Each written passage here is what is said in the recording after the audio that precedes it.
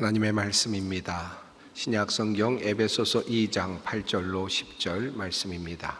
에베소서 2장 8절로 10절까지 말씀입니다. 이 계시의 말씀을 봉독할 때 다 함께 살아계신 하나님의 음성을 들으실 수 있기를 바랍니다. 너희는 그 은혜에 의하여 믿음으로 말미암아 구원을 받았으니 이것은 너희에게서 난 것이 아니요 하나님의 선물이라. 행위에서 난 것이 아니니 이는 누구든지 자랑하지 못하게 함이라. 우리는 그가 만드신 바라 그리스도 예수 안에서 선한 일을 위하여 지으심을 받은 자니 이 일은 하나님이 전에 예비하사 우리로 그 가운데서 행하게 하려 하심이니라. 아멘. 2026년 두 번째 주일이 되었습니다. 새해 주제인 선함의 번짐이 이제는 여러분에게 조금 익숙한 느낌으로 다가오시는지 모르겠네요. 선하게 산다, 또 선함이라고 하는 이 덕목은 사실 우리 기독교인들만의 덕목은 아닙니다. 다양한 종교들이 이 선함을 귀한 하나의 덕목으로 꼽고 있습니다. 또한 우리 사회가 역시 일반적으로 선을 행하는 것을 귀한 덕목으로 꼽고 있죠. 또 고귀한 일로 그렇게 여깁니다. 선을 행하는 것은 사람들에게 칭찬받을 만한 일이고 또 격려받을 만한 일로 여겨집니다. 심지어는 제도적으로 선한 일을 하는 사람들에게 인센티브를 주거나 혹은 보상을 주는 그런 사회도 상당히 많이 있습니다. 그러니까 많은 경우 이 선함은 모두의 공통의 하나의 덕목이라고 할 수 있을 것 같습니다. 혹시 여러분 이 선행도 스펙이다라고 하는 말을 들어보셨는지 모르겠습니다. 우리나라에서 특별히 유행하는 그런 말인 것 같은데, 선행이 순수한 동기를 넘어서서 하나의 자산이나 혹은 경쟁력이나 실력으로 취급받게 되는 그런 현실을 말하는 그런 표현이라고 합니다. 우선 가장 대표적으로 예를 들 수 있는 것이 바로 대학 입시이죠. 대학 입시의 장에서 과거에는 봉사활동이 또 미덕으로 여겨지고 또 이웃을 향한 애정과 사랑으로 이렇게 여겨졌다면 이제는 이 선행이 점수로 환산이 되지 않습니까? 어느덧 생활기록부에 들어가는 점수가 되었습니다. 헌혈을 한번 하면 내가 생명을 살리는 일에 내가 마음을 주고 또 헌신했다라는 그런 자부심보다는 내가 이것으로 봉사 점수 몇 점을 채웠나 하는 것에 관심을 갖게 되는 것이 오늘 우리의 현실이기도 합니다. 특별히 취업 시장에서 이런 일들이 더 많이 일어난다고 합니다. 대기업이나 또는 공기업의 면접의 자리에서 항상 묻게 되는 질문이 하나 있는데, 사회 공헌을 한 경험은 얼마나 됩니까? 라고 하는 질문이라고 합니다. 그래서 많은 젊은이들이 좋은 기업에 취직하기 위해서 먼저 이 봉사의 점수를 얻기 위해서, 사회 봉사를 한 경력을 얻기 위해서 애를 쓴다고 합니다. 젊은이들이 가장 선호하는, 또 점수를 많이 받을 것으로 예상해서 많이 선호하는 곳이 있는데 해외 봉사단의 파견을 받는 것이라고 합니다. 그래서 해외 봉사단에 들어가기 위해서 수백 대 1의 경쟁률을 뚫고 들어간다는 것입니다. 참 역설적인 그런 이야기이기도 합니다. 누군가를 돕기 위해서 다른 경쟁에서 이겨야만 그곳에 들어갈 수 있다라는 것이 참 씁쓸한 그런 이야기이기도 합니다. 그런 장에서 여겨지는 선행은 무엇입니까? 내가 어떤 곳에 들어갈 수 있는 자격, 어떤 조직에 들어갈 수 있는 능력 이상이 아닐 것입니다. 자, 그렇다면 이렇게 많은 여러 곳에서 사회 현상으로 나타나는 선행에 대한 격려, 이런 모습들은 왜 우리에게 일어날까요? 세상 사람들은 왜 선행하는 것을 좋아할까요? 또 우리의 삶 속에서 이토록 선행이 장려되는 이유는 무엇일까요? 여기에는 매우 실용적인 이유들이 있다고 합니다. 선행이 주는 그런 유익 때문이라는 것입니다. 사회적으로 선행은 상호 부조에 해당이 된다고 합니다. 내가 오늘 어려운 처지에 있는 사람을 돕게 되면 언젠가 내가 어려워졌을 때 도움을 받을 수 있다라고 하는 사회적인 상호 약속이라는 것입니다. 그래서 암묵적으로 내가 어려울 때 도움을 받을 수 있다라고 하는 약속이 그 안에 함축되어 있기 때문에 다른 사람들을 돕게 된다라고 말을 합니다. 이것을 조금 더 발전해서 요즘 진화론자들은 이런 동기를 우리들의 어떤 그 생체 안에 새겨져 있는 생존 본능으로 그렇게 이야기를 하기도 합니다. 인류가 살아남기 위해서 결국 선행이나 서로 돕는 행위를 필요로 한다라고 그렇게 주장을 하기도 합니다. 경제적으로 이 선행은 사회 비용을 줄이는 매우 중요한 덕목으로 또 여겨지기도 합니다. 서로 믿고 도와야지만 경찰력을 늘리지 않아도 되고 그래야지만 CCTV를 설치하는 비용도 절감이 된다는 겁니다. 사회적인 비용이 줄게 되기 때문에 선행은 매우 사회적으로도 필요하다라고 하는 그런 견해이죠. 심리학에서는 헬퍼스 하이라고 하는 그런 용어가 있습니다. 남을 도울 때 뇌에서 분비되는 도파민이 나를 행복하게 만들기 때문에 결국 선행은 나에게 이로움을 준다, 나의 심리적인 안정감을 준다라고 하는 그런 이야기입니다. 즉 선행은 우리에게 필요하고 또 도움이 된다라고 하는 그런 견해입니다. 1897년 스프링필드 모니터지에 실린 이야기입니다. 미국의 대통령이었던 링컨의 일화입니다. 링컨이 마차를 타고 진흙길을 가고 있었던 중이었습니다. 함께 타고 가고 있었던 동승자가 있었는데 두 사람은 마차 안에서 많은 논쟁을 함께 하고 있었습니다. 링컨은 동승자에게 이런 자기의 주장을 피력하고 있었습니다. 모든 인간의 선행은 결국 이기심에서 비롯된다라고 하는 그런 주장을 펴고 있었습니다. 그런데 함께 타고 있었던 동승자는 링컨의 이러한 의견에 반대하는 의견을 냈습니다. 그렇지 않다. 우리의 선행은 이기심으로 가득 차 있지 않다. 그렇지 않은 경우도 있다라고 하면서 논쟁이 격화되었습니다. 마침 그들이 탄 마차가 늪지대를 지나가게 되었는데 통나무 다리를 이제 막 지나려고 하는 찰나에 강둑에서 한 마리의 그 돼지가 끔찍한 소리를 내면서 울고 있는 그런 모습을 보게 되었습니다. 어떻게 된 것인가 가만히 살펴보니까 그 어미 돼지가 그 새끼 돼지들이 늪에 빠져서 그만 헤어나오지 못하고 빠져나오지 못하는 것을 보면서 안타깝게 그렇게 울고 있는 것이었습니다. 돼지들이 늪에 빠져서 익사할 위험에 처해 있는 것을 보고 이제 링컨은 그 마차를 세우고 마차에서 내렸습니다. 그리고는 그 모든 그 흙에 들어가 있는 그리고 또 물에 빠져 있는 돼지들을 하나씩 들어 올려서 강둑 위에 올려 놓았습니다. 그리고 링컨이 이제 마차로 돌아오게 됩니다. 그때 함께 타고 있었던 동승자는 마치 내가 이겼다는 듯이 거보라고 에이브 지금 방금 당신이 한 일은 이기심에서 비롯된 일이 아니잖아 라고 말하면서 이것은 이기심이 아니지 라고 말하면서 자기의 논지가 옳다라는 것을 증명하고자 했습니다. 그러자 링컨이 대답을 합니다. 이봐 친구, 바로 이게 이기심의 정수라네. 내가 저 고통스러워하는 어미 돼지와 새끼들을 두고 그냥 갔었더라면 나는 하루 종일 내 마음이 편치 않았을 것이네. 나는 나의 마음이 평안을 얻기 위해서 이 일을 한 것뿐이라네 라고 이렇게 이야기를 했다는 것입니다. 이렇듯 우리 세상 사람들이 말하는 이 선행의 종착지에는 항상 나 또는 우리가 누리는 이익이 있습니다.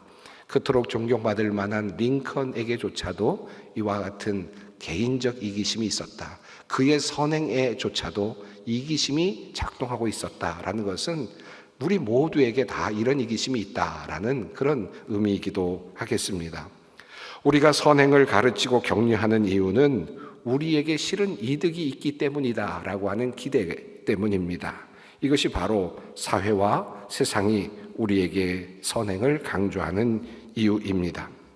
이런 선행에 대한 이런 강조는 인류 역사 속에 나타난 수많은 종교 속에도 잘 드러나고 있습니다. 우선 불교에서는 선행을 보시라고 하는 말로 부르죠. 탐욕을 버리고 공덕을 쌓는 수행의 과정으로 봅니다. 내가 베푼 선이 결국은 나에게 돌아온다라고 하는 인과 응보의 그런 사상이 있죠. 또 업이라든지 업보와 같은 카르마라고 불려지는 이 논리는 많은 사람들에게 강력한 선행의 동기를 불러일으키고 있습니다. 그래서 불교를 믿는 분들이 선행을 매우 중요한 덕목으로 삼죠. 이슬람교에서는 자카트라고 하는 그런 용어가 있습니다. 수입의 일정 부분을 반드시 가난한 자에게 나누어 줘야 한다라고 하는 의무 조항입니다. 이 자카트라는 말의 뜻은 정화한다라고 하는 뜻을 가지고 있습니다. 이슬람 교도들은 이렇게 생각을 합니다. 내가 가진 부에는 가난한 사람들이 가져야 할 부가 사실 함께 섞여 있다, 혼합되어 있다라고 생각을 합니다. 그래서 반드시 이 줄 중에서 그들의 것을 떼어내서 나누어 줘야 나의 재산이 깨끗해진다. 그리고 축복을 받는다라는 그런 사상을 가지고 있습니다.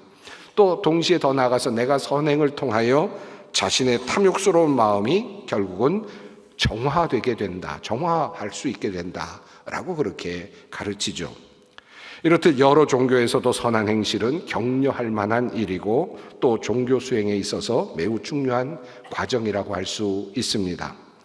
지금까지 우리는 사람들이 실제적인 효용의 가치로 선행을 격려하는 이유와 그리고 또 여러 종교에서 선행을 가르치고 격려하는 다양한 이유들을 살펴보았습니다. 자, 그렇다면 우리 기독교가 말하는 이 선행은 이러한 것들과 어떤 차이가 있을까요? 오늘 본문은 우리에게 말씀합니다. 너희는 그 은혜에 의하여 믿음으로 말미암아 구원을 받았으니 이것은 너희에게서 난 것이 아니요 하나님의 선물이라. 행위에서 난 것이 아니니 이는 누구든지 자랑하지 못하게 함이라. 오늘 지금 방금 읽은 이 말씀 속에는 선행이나 선함에 대한 말씀이 하나도 없습니다. 이것이 선행을 강조하는 기독교의 사상과 어떤 의미가 있을까? 사실은 조금 혼란스러울 수 있지만 이 내용은 매우 중요합니다. 특별히 기독교의 선행과 관련해서 매우 중요합니다. 왜냐하면 바로 뒤에 나오는 내용이 선함, 선행과 관련되어 있기 때문입니다. 바로 이 말씀은 우리가 선행을 해야 되는 매우 중요한 전제 조건을 먼저 말씀하고 있기 때문입니다. 너희는 믿음으로 말미암아 구원을 받았으니, 일반적으로 많은 종교에서 또 모든 선행의 요구는 대부분의 종교에서 구원과 관련이 되어 있습니다. 그리고 그 경우에 항상 구원의 결과를 얻기 위한 조건으로 선행이, 선한 행위가 강조되곤 합니다. 다시 말하면 선하게 살아야 구원받을 수 있다라고 하는 것입니다. 선을 행하지 않으면 구원받을 수 없다라고 하는 가르침이 대부분의 종교가 가르치는 그러한 내용이라는 말씀입니다. 대부분의 종교는 인과 응보의 사상을 가지고 있죠. 또 자력 구원의 체계를 가지고 있습니다. 내가 먼저 선을 쌓아야만 나중에 구원을 얻게 된다라고 하는 생각입니다. 불교에서 업보라고 불리는 까르마라고 하는 이 원리가 바로 그렇습니다. 내가 선한 업을 쌓아야만 다음 생에 좋은 곳에 태어나거나 해탈에 이룰 수 있다라고 생각을 하는 것입니다. 그러나 오늘 본문 말씀인 에베소서 2장 8절 말씀은 그 구조를 완전히 뒤바꾸어 놓고 있습니다. 제가 연구하고 알고 있는 범위 안에서 기독교 이외에 이렇게 구조가 바뀌어져 있는 경우는 없습니다. 하나님의 우리를 향한 선행의 요구는 구원을 얻기 위한 조건이 아닙니다. 성경은 그것을 분명하게 말하고 있고 기독교는 그 사실을 매우 중요한 기독교의 진리로 가지고 있습니다. 하나님께서 먼저 우리에게 구원을 주셨다라는 것에서부터 이야기가 시작이 됩니다. 구원을 받았으니 세소스 메노이라고 하는 헬라어입니다. 완료형입니다. 이미 구원을 받았다라는 말씀이죠. 이 말씀이 조금 이해하기가 어렵다면, 이것이 얼마나 큰 혜택인지 이해하기가 어렵다면 이 말씀을 다른 말로 이렇게 표현할 수 있습니다. 하나님께서 우리를 하나님의 자녀로 삼아 주셨으니 라는 말로 바꾸어서 해석할 수도 있겠습니다. 여러분, 간 태어난 아기가 부모에게 무엇을 해주었기 때문에 무슨 혜택을 받을 수 있습니까? 아기가 기저귀를 스스로 잘 갈기 때문에 사랑을 받습니까? 아이가 부모에게 무엇인가를 해줄 수 있기 때문에 아이가 사랑을 받겠습니까? 아이는 한 것이 하나도 없습니다. 그냥 그 아이가 그 집에 태어나는 순간부터 그 아이의 모든 것들은, 부모님의 것들은 아이의 것이 되고, 부모님이 해줄 수 있는 모든 능력은 아이에게 또 그렇게 다가가게 되죠. 그저 태어났을 뿐인데, 그저 부모가 자녀와의 관계가 맺어졌을 뿐인데 그 모든 돌봄을 거저 누리게 되는 것입니다. 바로 이것을 성경이 말하는 내용으로 표현한다면 카리스라고 말할 수 있습니다. 은혜라는 말입니다. 우리는 하나님께 구원을 받을 만한 어떤 실적도 어떤 스펙도 갖지 못했습니다. 그러나 하나님은 우리를 그저 무조건적으로 자녀 삼아 주셨습니다. 하나님의 신령한 복으로, 하늘의 신령한 복으로 채워주셨습니다. 우리가 선을 행하기 전에 이미 구원이 임했다라는 사실을 먼저 기억해야 한다라는 것입니다. 이것이 성경이 우리에게 전하고 있는 매우 중요한 내용입니다. 우리가 선행과 관련해서 한 가지 꼭 생각해야 될 것은 이것입니다. 우리의 선행은 우리를 천국으로 끌고 가는 기차표와 같은 것이 아니다라는 것입니다. 많은 종교들은 그렇게 생각하죠. 선행을 통해서 우리는 마치 하늘나라로 가는 기차표를 얻는 것과 같은 생각을 합니다. 그러나 기독교는 그렇게 말하지 않습니다. 구원의 표는 이미 예수님께서 우리에게 공짜로 주셨습니다. 우리의 손에 이미 주어져 있습니다. 하나님의 아들이 되었습니다. 하나님의 딸이 되었습니다. 우리는 구원받았습니다. 우리에게는 이미 구원 열차의 표가 쥐어져 있습니다. 우리는 이미 그것을 믿음으로 얻었습니다. 그렇다면 우리에게 있어서 선행은 무엇일까요? 그것은 기차 안에서 우리가 부르게 되는 노래와 같습니다. 목적지까지 가는 동안 우리가 살아가는 이 세상에서 하나님의 자녀답게 행복하게 즐겁게 살아가는 그와 같은 축제와 같은 것입니다. 이것이 바로 진정한 기독교인이 생각하는 선행입니다. 우리를 구원으로 이끌어가는 어떤 그런 도구여서 끊임없이 해야만 되는 그런 것이 아니라는 말씀입니다. 도스토예프스키의 소설 까라마조프가의 형제들 2권에 이런 이야기가 나옵니다. 양파 할머니에 관한 이야기입니다. 옛날 못된 할머니가 살고 있었는데 그는 살면서 좋은 일은 하나도 한 적이 없었던 그런 사람이었습니다. 죽고 나서 보니 착한 일을 한 것이 없어서 결국은 할머니는 불바다 속에 던져지게 되었습니다. 그래도 천사는 그를 좀 구해 줄 만한 것이 없는가 긍휼히 여기는 마음으로 그 할머니가 살았던 인생을 꼼꼼히 살펴봅니다. 그러다가 그가 살면서 단 한 번 선행을 한 것을 찾아냈습니다. 그리고는 그것을 하나님께 알려드렸습니다. 할머니가 텃밭에서 양파 뿌리를 하나 뽑아서 거지 여인에게 주었던 일이 한 번 있었던 것입니다. 이 이야기를 들은 하나님은 이렇게 말합니다. 양파를 가지고 가서 할머니가 그 양파를 붙잡고 나오게 하라. 만약 불바다에서 나오면 천국으로 가지만 양파가 끊어지면 불바다에 남게 되리라 라고 그렇게 이야기를 했다라는 것입니다. 여러분, 이 이야기의 구조가 바로 모든 대부분의 종교가 가지고 있는 생각이죠. 그리고 대부분의 많은 사람들이 선행을 하는 이유이기도 합니다. 바로 나는 그래서 선행을 해야 한다. 왜냐하면 이 양파 줄기 같은 거 하나 만들어 놔야지. 나중에 그런 불바다에 들어갔을 때 내가 나를 끄집어 올려줄 만한 어떤 뭐라도 하나 만들어 놔야지. 그래서 선행을 하려고 하는 거죠. 조금 더 큰 거, 조금 더 든든한 거 만들어 보려고 끊임없이 노력하는 것이 우리의 삶이 아닐까 하는 생각이 듭니다. 여러분, 그런데 그 이야기가 어떻게 전개되는지 아십니까? 이제 천사가 할머니에게 그 양파 줄기를 내밉니다. 내민 양파를 붙잡고 할머니가 조심조심 기어 올라오고 있었습니다. 그런데 그때 다른 죄수들이, 그 불바다 속에 있었던 다른 사람들이 할머니가 올라가는 것을 보고는 그 할머니의 발을 붙잡고 메어 달리기 시작했습니다. 다급했겠죠, 그들도. 그러니까 올라가니까 그렇게 많은 사람들이 할머니의 뒤에 붙었습니다. 그러자 할머니는 그들을 발로 걷어차면서 이렇게 이야기를 했다고 합니다. 이건 내 양파야, 너희들의 것이 아니라고. 그 할머니가 말을 하기가 무섭게 양파는 뚝 끊어져 버렸고 할머니는 다시 불바다로 떨어져 버렸다라는 것입니다. 아마 그럴 것 같아요. 만약에 내가 마치 나를 구원해 줄 그런 양파 줄기 하나를 마련해 놓았다면, 그래서 그거 타고 올라가고 있는데 다른 사람이 내 양파 줄기를 붙잡고 있다면 할머니와 같이 그렇게 이야기하겠죠. 이건 내가 한 양파야, 이건 내가 한 선행이야, 나를 끌어올려 줄 그런 선행이라고, 너희들 것이 아니야 라고 하면서 아마 그렇게 외쳤을 법합니다. 성도 여러분, 이 할머니의 선행이 왜 실패했습니까? 그녀에게 선행은 타인을 향한 무조건적인 사랑이 아니라 오직 나만 구원받기 위한 밧줄과 같은 것이었기 때문입니다. 종교적으로 열심히 선을 행하는 사람들 중에 이 할머니처럼 양파줄기를 붙잡듯 선행을 하는 분들이 많이 있습니다. 내가 이만큼 해야 천국에 가서 상을 받지, 내가 이 정도는 베풀어야 그래도 지옥에서 올라갈 만한 그런 밧줄이라도 구하지라고 생각하면서 그런 선행을 합니다.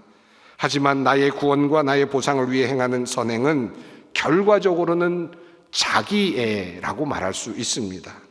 내 양파 줄기에 매달린 이웃을 걷어차고서라도 나만 올라가야 되겠다라고 하는 지독한 이기심이 그 선행이라고 하는 것 안에도 함께 들어있다라고 하는 말씀입니다.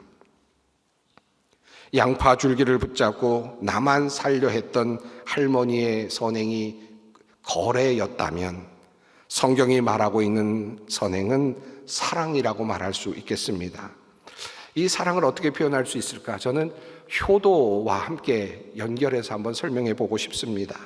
자녀가 부모에게 지극정성으로 효도하게 되는 이유가 장차 부모님이 남겨줄 유산을 상속받기 위해서라면 그것이 과연 진정한 효도이겠습니까? 숭고한 도덕이 아니라 비즈니스적인 거래일 뿐이겠죠. 그 마음속에는 부모에 대한 사랑보다는 자기가 얻을 이익에 대한 생각뿐일 것입니다. 진정한 효도는 어떤 것입니까? 참된 효도는 나를 이 땅에서 태어나게 하고 나를 아무 조건 없이 먹여주고 키워준 그 부모님에 대한 사랑이 너무나도 커서 그 은혜에 보답하지 않고는 견딜 수 없는 마음으로 행하는 모든 것이 진정한 효도가 아니겠습니까? 성경이 말하고 있는 이 선행은 바로 이와 같은 것이라 할 수 있습니다. 하나님께로부터 받은 은혜가 너무나도 커서 그 사랑에 겨워서 하나님께 효도를 하는 것이죠. 하나님께 효도를 하는 모습이 바로 선행으로 나타나는 것입니다. 우리가 아직 죄인 되었을 때, 아무 자격 없을 때 독생자 예수 그리스도를 이 땅에 보내주셔서 우리를 구원해 주신, 그리고 그 값진 선물을 우리에게 덥석 우리의 손에 쥐어주신 바로 그분을 향한 사랑이 바로 우리 선행의 동기라는 말씀입니다. 그 은혜를 깨닫고 나면 우리의 인생은 거래라는 것에서 벗어나서 사랑으로 바뀌게 됩니다. 내가 무엇을 구해야 구원을 받을까, 또 내가 무엇을 해야 구원을 받을까라는 두려운 질문이 사라지고 이미 내가 구원받았다는 기쁨 속에서 나 같은 죄인 살리신 그 은혜에 너무 감사하다라는 마음으로 어떻게 하면 주님을 기쁘시게 할까라는 그런 마음으로 살아가게 된다는 말씀입니다. 자, 그렇다면 구원받은 자로서 우리는 주님을 어떻게 기쁘시게 할 수 있겠습니까? 10절 말씀입니다. 우리는 그가 만드신 바라 그리스도 예수 안에서 선한 일을 위하여 지으심을 받은 자니 이 일은 하나님이 전에 예비하사 우리로 그 가운데서 행하게 하려 하심이니라. 여기서 만드신 바라는 이 헬라어는 포이에마입니다. 이는 걸작품이라는 뜻과 시라는 뜻을 가지고 있습니다. 하나님은 우리를 만드실 때 기계적으로 찍어낸 것이 아니라 마치 시인이 단어 하나를 고르는 듯이 그렇게 아주 정성을 다해서 그렇게 만들어내셨다라는 말씀입니다. 우리는 모두 그러한 하나님의 작품이다라고 성경은 말씀합니다. 예술가가 예술품을 만들 때 항상 그 작가의 의도가 그 안에 담기게 되죠. 우리라고 하는 작품, 나라고 하는 이 작품에 담긴 하나님의 작가의 의도는 무엇일까? 성경은 말씀합니다. 바로 선한 일을 하게 하려는 것이다 라고 말입니다. 즉 다시 말하면 하나님께서 우리를 만드실 때부터 하나님의 작가적인 의도는 우리를 선한 일을 하는 존재로 만들기를 원하셨다라는 것입니다. 하나님께서는 예수 그리스도라고 하는 이 최고의 재료를 들여서 우리를 다시 빚어주셨지요. 우리라고 하는 인생을 통해서 하나님의 선하심을 세상에 보여주기를 원하셨습니다. 그러므로 하나님의 작품인 우리에게는 그 작품에 걸맞는 사명이 있는 것입니다. 바로 그것은 이 세상에 하나님의 선함을 드러내라고 하는 사명입니다. 바로 이것이 우리가 받은 것입니다. 나를 만드신 하나님의 솜씨, 그 하나님의 그 걸작품으로서 우리는 그 사명을 다하는 것입니다. 우리가 움직이면서 우리가 말하면서 그 하나님의 선하심이 드러나도록 하는 것입니다. 이것이 하나님께서 우리를 창조하신 목적이고 하나님께서 우리를 구속하신 목적이다 라고 말씀하시는 것입니다. 사랑하는 성도 여러분, 2026년 한 해 동안 우리가 꿈꾸는 선함의 번짐은 내가 이제부터는 열심히 선을 행할 거야 라고 하는 그런 자부심이 아니고, 그리고 내가 선을 많이 행해서 이제 이번 올해에는 하나님 나라에 들어갈 만한 많은 그런 조건들을 다 구비해야 되겠다라고 하는 그런 다짐이 아니고, 그저 하나님께서 나에게 말씀하신 대로, 나를 창조하신 대로 그 본분을 다하는 것입니다. 내가 이렇게 훌륭한 사람이라는 것을 증명하는 그런 자리가 아니라는 말씀입니다. 이미 우리는 하나님께 감당할 수 없는 은혜를 받았습니다. 그 은혜가 내 안에 머물러만 있지 않고 나라는 통로를 통해서 이웃에게로, 그리고 일터로, 세상으로 흘러가게 하는 것입니다. 이것이 바로 사명으로서의 선함입니다. 이번 한 주간 누군가에게 작은 선을 베풀 때 이런 마음으로 고백을 해보십시다. 이것은 나의 선함 때문이 아닙니다. 나의 능력 때문이 아닙니다. 나를 먼저 사랑하신 하나님의 은혜가 나를 통해서 번져갈 뿐입니다. 내가 하는 이 작은 일이 내가 나를 세우는 일이 아닙니다. 자부심도 아닙니다. 하나님께서 나에게 주신 그 사랑이 이제 나를 통해서 번져갈 뿐입니다 라는 마음으로 그렇게 우리가 선행을 하기를 바랍니다. 그때 우리의 선행은 스펙이 아니라 사명이 될 것입니다. 하나님께서 만드신 걸작품에 걸맞는 사명입니다. 하나님의 포이에마답게 여러분의 삶이라고 하는 아름다운 예술품을 통해 하나님의 선하심을 온 세상에 번지게 하는 복된 우리 소망의 성도 여러분들, 또 한 주간이 되시기를 바랍니다. 함께 기도하겠습니다. 사랑과 은혜가 풍성하신 하나님, 오늘 에베소서의 말씀을 통해 우리가 누구이며 왜 선하게 살아야 하는지 깨닫게 하시니 감사합니다. 예수 그리스도의 십자가 사랑으로 구원받았으니 이제는 감사와 기쁨의 노래로 선한 일을 행하는 우리가 되게 하여 주시옵소서. 우리를 하나님의 포이에마, 즉 단 하나뿐인 최고의 걸작품으로 빚어주심을 감사드립니다. 선함의 번짐이 나의 노력만으로 하는 고된 숙제가 아니라 내 안에 넘치는 하나님의 은혜가 자연스럽게 흘러넘치는 포이에마, 하나님의 걸작품의 멋진 작품 활동이 되게 하옵소서. 우리를 선한 일을 위해 빚어주신 우리 주 예수 그리스도의 이름으로 기도드립니다. 아멘.